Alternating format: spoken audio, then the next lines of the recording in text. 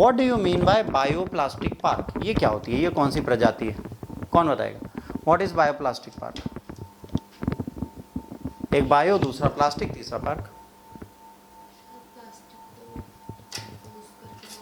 Uttar Pradesh government led by the Chief Minister Yogi Adityanath has made an official that a bioplastic park will be built in Lakhimpur Kheri area. The idea comes about because more and more people are worried about how plastic made from petroleum hurt the environment. The park is in Kumbi village, है ना, गोला गोरखनाथ तहसील, and covers 1000 hectare, will be developed quickly with an invest around 2 billion. पहला ही जो para है वो जरूरी है बस आपके लिए। इसमें कुछ फैक्ट्स हैं जो बहुत जरूरी हैं, वो आपको याद रखने हैं। पहले कहाँ पे बन रहा है? पहली बात है सर, ये लखीमपुर खीरी में बन रहा है। ये पे कहाँ बन रहा है? लखीमपुर खीरी में बन रहा है। ये पार्क कहाँ पे बन रहा है? कुंभी विलेज के पास बन रहा है, गोला गोलकनाथ तहसील में बन रहा है, कवर कर रहा है 1000 हेक्टेयर, और यहाँ पे इन्वेस्टमेंट होगा 2 बिलियन का।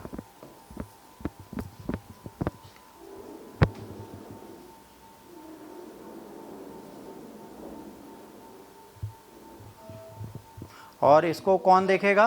बलरामपुर, गोकर्णनाथ, बलरामपुर चीनी मिल जो है will be the incharge of this project. इसको कौन देखेगा? बलरामपुर चीनी मिल, उसके हाथ में है ये, which is a great example of public private relation.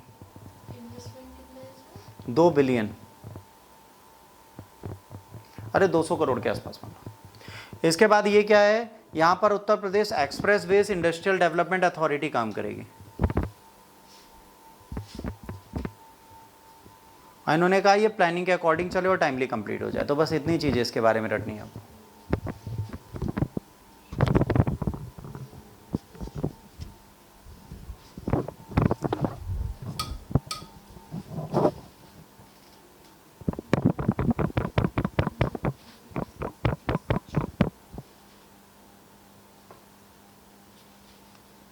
अच्छा, मुकुल सर ने स्वेच्छा से स्वीकार किया है कि वो आपकी पीपीटी हिंदी में ट्रांसलेट कर देंगे, तो आप लोगों को हिंदी इंग्लिश दोनों में पीपीटी मिल जाएंगी। सर ने स्वयं बोला है सर बच्चे मांग रहे हैं तो पीपीटी मुझे दे दीजिए, मैं हिंदी में बना देगा। तो आप लोगों को बहुत जल्दी इसकी भी पीपीटी हिंदी में मिल जाएगी। से thanks to Mukul sir, not to me.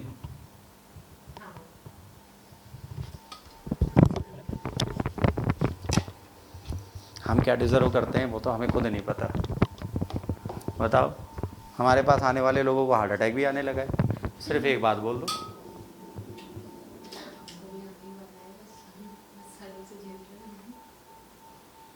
What is bioplastic? अब जो आपसे कोडिंग में क्वेश्चन पूछा जाता है वो आ गया। Bioplastic which are the heart of this project comes from the plants that grown back like corn, sugar, beet and sunflower. Bioplastic are the different from the regular plastic because they are made from the natural polymers like cellulose and starch that come from the plants and the farm waste. Because they are biodegradable, they break down much more quickly.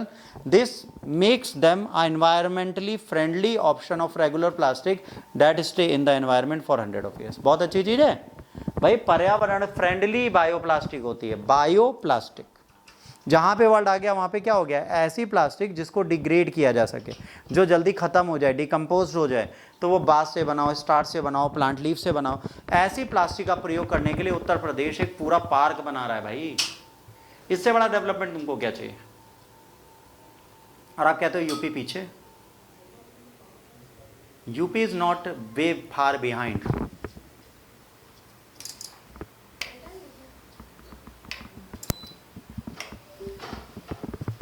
Economic and environmental impact. It is expected that the bioplastic park will be good for both the economy and the environment.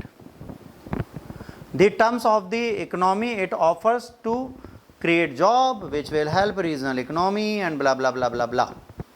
मतलब economy सही करेगी, plastic pollution को ख़त्म करके environment को और support करेगी, आपको रोज़गार देगी। अगर आपको पेड़ से पन्नी बनानी आती है, आपका रोज़गार दन, तो आज ही पेड़ के पत्ते फाड़िए और पन्नी बनाना स्टार्ट कर दीजिए। फाड़ना नहीं, तोड़ना पड़ता है, पत्ते तो टूटते, फाड़ कोई सकता नहीं पत्तों को। The bioplastic also wants to become the center of the study and focuses the new plastic technology. This include making it easier to recycle plastic and cut down the plastic waste in general. By giving scientists and experts a place to work together, The park is likely to lead cutting-edge improvements in making bioplastic and coming up with the new ways to environmentally friendly bags. अब भाई तुम दूध लेने गए हो market में, तो आपको बायोडिग्रेडेबल प्लास्टिक में क्या दूध दिया जा सकता है? पहली कंडीशन। क्या तेल दिया जा सकता है? दूसरी कंडीशन। क्या दही दिया जा सकता है? तीसरी कंडीशन। बेसिक तो दूध, दही, घी है जो हमें प्लास्टिक में चाहिए होता है। क्यों? क्योंकि ये, और कभी कोई दारू की बोतल जैसे वहाँ नहीं बिकती गुजरात में, तो गुजरात में छोटी छोटी पॉलीथीन पैक करके बेचते हैं, तो गुजरात में स्मगलिंग और बिहार में स्मगलिंग करने के लिए भी पॉलीथीन चाहिए। तो ये पॉलीथीन अगर नहीं है तो बायोडिग्रेडेबल में डाल दी, 4 दिन बाद फट गई, करोड़ों की दारू चली गई फिर तो यहाँ पे ये भी देखना है कि मिल्क प्रोडक्ट के लिए सक्सेसफुल होगी कि नहीं, ये लीकिंग प्रॉब्लम को ख़त्म करेगी कि नहीं, कितने दिन की इसकी लाइफ है, शेल लाइफ इसकी क्या है, कितने दिन ये टिकेगी, कितने दिन नहीं टिकेगी। उन सारी बेसिक आइडियोलॉजीज़ को अगर ये पढ़ लेते हैं तो बहुत अच्छा है। अगर बायोडिग्रेडेबल प्लास्टिक को समझ लें तो ये प्रोजेक्ट बहुत सक्सेसफुल हो सकता है और इन्वायरमेंट फ्रेंडली भी।